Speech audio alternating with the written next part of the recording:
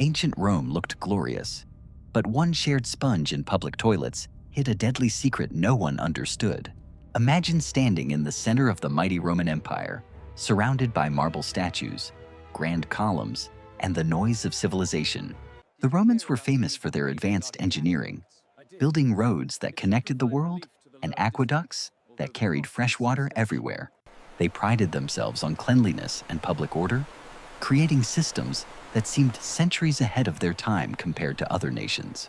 However, inside these grand structures, a dark reality was hiding in plain sight, waiting to shock anyone with modern hygiene standards.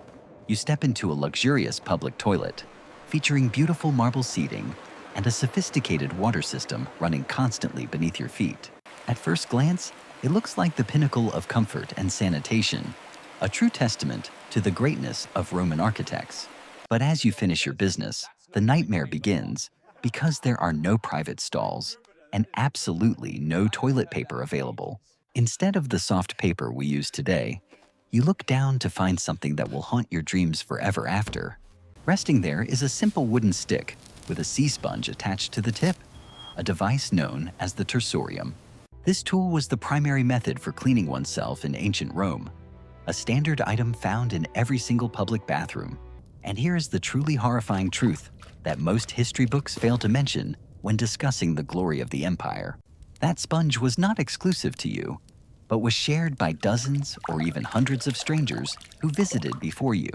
It was placed in a bucket of salt water or vinegar, which they believed was enough to clean it for reuse.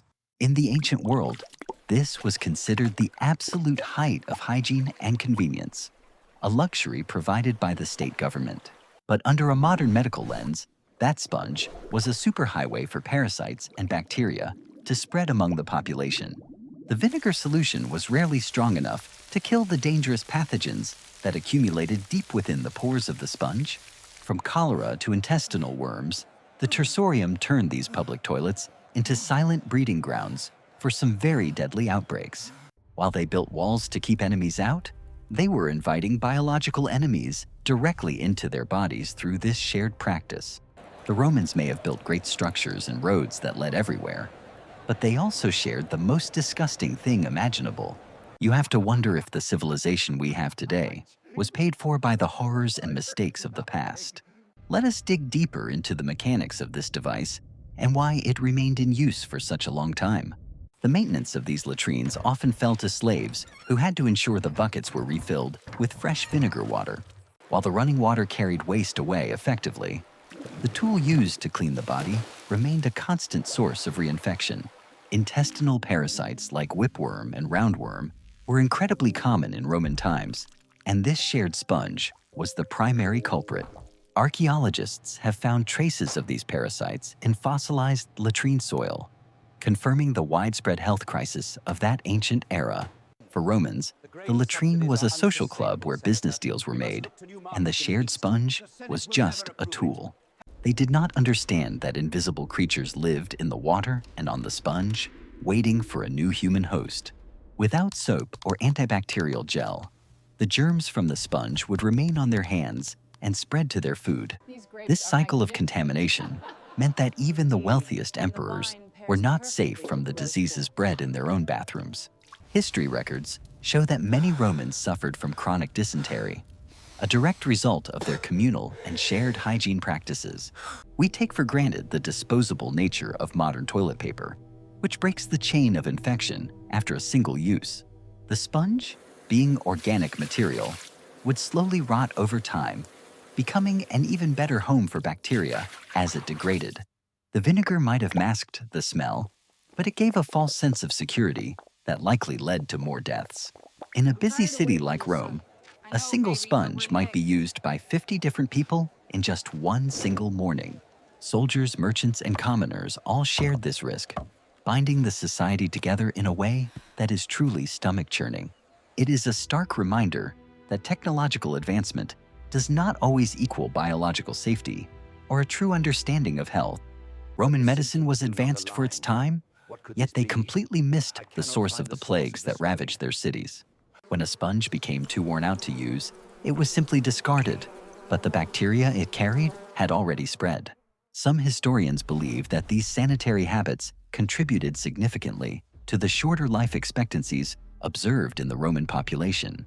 Today, we are taught to wash our hands for 20 seconds, a concept that would have been alien to a Roman. The silence of these ruins today hides the noisy, smelly, and dangerous reality of what daily life was actually like. The design of the keyhole shape allowed the stick to be manipulated without standing up, maximizing convenience over sanitary safety. Rodents were also attracted to these places, likely running over the sponges at night and adding their own pathogens. While the Great Sewer of Rome was an engineering marvel, the input method at the user end was fatally flawed. The waste, along with the millions of parasites, was flushed into the river, further contaminating the water supply downstream. This created a perfect circle of life for parasites, entering humans, exiting into sewers, and returning via water or food. Now, when you see this simple stick in a museum, you will understand the terrifying story it silently tells us. It is a humble object that killed more people than many wars, simply through the ignorance of microscopic biological warfare. The facade of Roman civilization was beautiful and white, but the reality behind the scenes was often dark and dirty. As the empire expanded, they brought their architecture, their laws, and unfortunately, their shared sponges to every conquered land. From the deserts of Africa to the cold walls of Britain, the Tersorium became the standard for civilized bathroom habits. So the next time you visit a public restroom and worry about the cleanliness, just remember how bad it could be.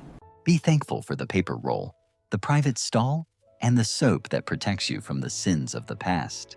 Humanity has come a long way in our battle against germs, and we have left the shared sponge far behind. The Tersorium remains a fascinating yet disgusting reminder of how little we once knew about our own bodies and health. Rome gave us law, concrete, and democracy, but we are very glad they did not give us their toilet habits. These stone benches stand today as silent witnesses to millions of intimate moments shared in the most unsanitary way possible. We leave you with this question. If you were transported back in time, would you dare to use the sponge? Most of us would probably choose to run away, proving that hygiene is one of the greatest luxuries of modern life. But for the ancient Romans, it was just another Tuesday, a normal part of life in the greatest empire on earth. We have emerged from the dark ages of hygiene, but the history of the toilet sponge will never be washed away. The stick, the sponge, and the bucket of vinegar tell a story of human ingenuity failing to meet biological reality. If this video made you appreciate your bathroom tissue, please hit the like button and share this nightmare with friends. Don't forget to subscribe to our channel for more deep dives into the strange and shocking history of our world. History is full of dirty little secrets, and we are here to dig them all up for your entertainment. Thank you for watching the Crazy Fact Vault. Remember to subscribe for more historical nightmares that hide beneath the surface of civilization.